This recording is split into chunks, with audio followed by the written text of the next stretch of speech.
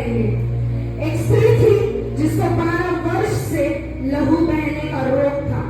उसने बहुत वैद्यों से बड़े दुख उठाए और अपना सब माल व्यय करने पर भी उसे कुछ लाभ ना हुआ था, परंतु और भी रोगी हो गई थी। हालेलुया। हम वचन में क्या पढ़ रहे हैं? हम एक स्त्री के बारे में पढ़ रहे हैं जिसे 12 वर्ष लहू बहने का रोग था। ये जो स्त्री आप देख रहे हैं उसको लहू बहने का रोग था। हालेलुया। यहाँ पर कोई शर्माने की बात नहीं, क्योंकि अगर ये बात मैं आज आपको नहीं बताऊंगी, हालेलुया, तो आप ये बात कहीं से नहीं समझोगे। हालेलुया। आप देखते हो महीने में एक बार आपकी मासिक आती है, महीने में एक बार आपका पीरियड आता है, लेकिन आपको ऐसा दर्द होता है, आप तड़पते हो। वो केवल 5 से लेकर 7 दिन का होता है, पर अब क्या आप सोच सकते हो उसको ऐसा रोग था जो 12 वर्ष से उसका लहू बह रहा था। 12 वर्ष से उसका लहू बह रहा था। 1 साल, 2 साल, 3 साल, 4 साल, 5 साल, 7 साल, 9 साल, 11 साल, 12 साल से उसका बस लहू जा रहा है। सोचो वो कितने परेशानी में होगी। रोज उसके कपड़े गंदे होते होंगे, रोज उसको दिखाया जाता होगा। हालेलुया। रोज उसको हटाया जाता होगा। कैसे हटाया जाता है? अब भी यीशु मसीह ने नए नियम में ये सारे नियमों को तोड़ दिया है। आ सकते हैं, अगर हमारा पीरियड चालू है तो भी हम भवन में आ सकते, लेकिन हम पढ़ेंगे कि पुराने नियम कैसे थे।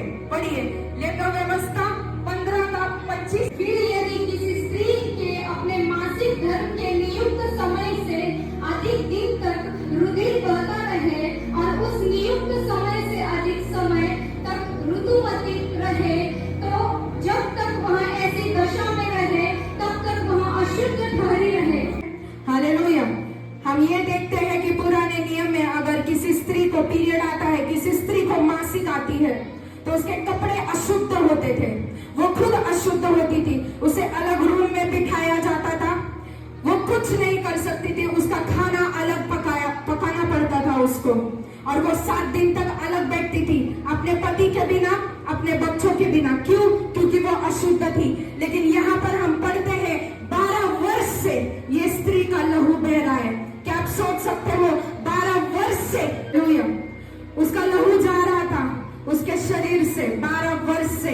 क्या आप जब वचन पढ़ते हो, आप नॉर्मली वचन पढ़ते हो, पर 12 वर्ष उसने अपने बच्चों को नहीं देखा। 12 वर्ष वो अपने बच्चों के बिना एक रूम में रही। हर दिन अशुद्ध होते थे उसके कपड़े, हर दिन उसके कपड़े अशुद्ध होते थे, उसका जो जीवन था वो अशुद्ध था, और वो परेशान हो गई थी। उसे चंगाई चाहिए थी, चंगाई। हालेलुया। पर उसे मालूम था नियम में लिख, रेगुलेशन, रूल्स, हालेलुया, जो आज की दुनिया में हम फॉलो करते हैं, उनसे उसमें लिखा है कि एक औरत जो भीड़ भाड़ का एरिया है वहां पर नहीं आएगी, वो बंद कमरे में बैठेगी। हालेलुया।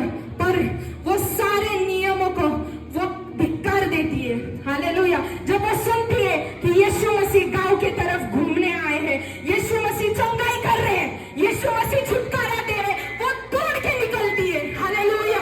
वो रूम से दौड़ कर निकलती है।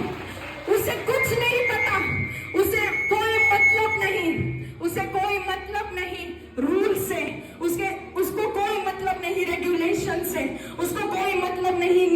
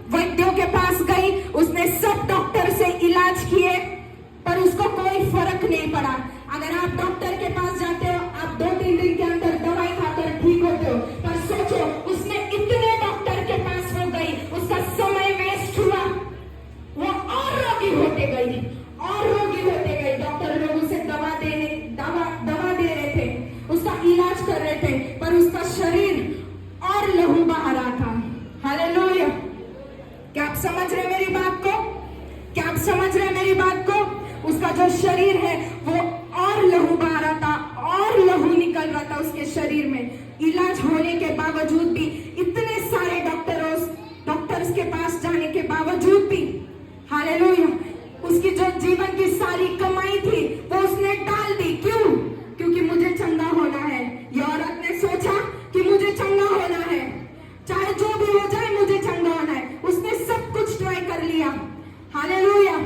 वो एक डॉक्टर के पास गई, 2 डॉक्टर के पास गई, 3 डॉक्टर, शायद वो 50-60 डॉक्टर के पास भी गई होगी, हालेलुया। लेकिन बाइबल हमें ये नहीं बताती है। बाइबल हमें ये बताती है कि उसने कई सारे डॉक्टर्स के पास जाके इलाज किया, पर वो और रोगी होते गए, और उसने सारे पैसे भी खर्च किए, पर उसे चंगाई नहीं मिली। अब हम आगे क्या देखते हैं?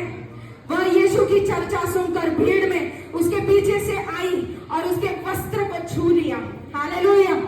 जब वो रूम के अंदर बैठी थी, अशुद्ध कपड़े उसके शायद खून से लथपथ होंगे, वो रूम के अंदर बैठी थी, रो रही थी, और उसने सुना कि यहाँ पर भीड़ भाड़ का आवाज आ रहा है। क्या हो रहा है यहाँ पर? उसने अपनी खिड़की खोलकर देखी रहेगी कि क्या हो रहा है। उसने देखा रहेगा कि यीशु मसीह उद्धार करता मेरे गांव से गुजर रहा है, और उसने ये नहीं सोचा कि अगर मैं बाहर जाऊंगी तो लोग मुझे पत्थर मारेंगे, अगर मैं रूम से बाहर निकलूंगी तो लोग मुझे कुचल देंगे। उसने ये नहीं सोचा। उसने सारे नियमों को अलग कर वो बस दरवाजा खोलकर कूद पड़ी यीशु की ओर, हालेलुया। वो कूद पड़ी यीशु की ओर, और उसने यहाँ पर जो आप फोटो में देख रहे हो, क्या देख रहे हो? औरत खड़ी है या औरत? हालेलुया। औरत घुटने पर है। क्या आपको मालूम है? वचन में हम हिंदी बाइबल में सरलता से पढ़ते हैं। क्या पढ़ते हैं? वह यीशु की चर्चा सुनकर भीड़ में उसके पीछे से आई और उसके वस्त्र को छू लिया। लोग चंगे हो रहे थे, लोग छुटकारा पा रहे थे, लोग आशीष के हकदार हो रहे थे, पर ये औरत रूम के अंदर रो रही थी। इसको मालूम था अगर आज मैं नहीं जाऊंगी तो मुझे कोई चंगा नहीं कर सकता, अगर आज मैं नहीं जाऊंगी तो हमेशा के लिए मैं रोगी ठहर जाऊंगी। पर उसने धाड़स बांधा, उसने हिम्मत बांधी, वो रूम को खोलकर, दरवाजे को खोलकर यीशु मसीह के पीछे कैसे गई पता है? वो ऐसे चलते हुए नहीं गई, वो रेंगते हुए गई, हालेलुया। और तुरंत उसका लहू बहना बंद हो गया। तो कैसी औरत हो आप? क्या आपको बातों को मिलाना नहीं आता, या फिर आपको बस भागना आता है परिस्थितियों से? हालेलुया। ये अच्छा नहीं, भागो। परिवार अच्छा नहीं, भागो। पति अच्छा नहीं, भागो। पर नहीं, हमें ये औरत के जैसे बनना है।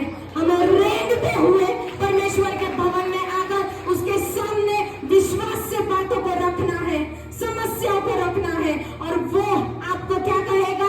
कुशल से जा मेरी बेटी, हालेलुया।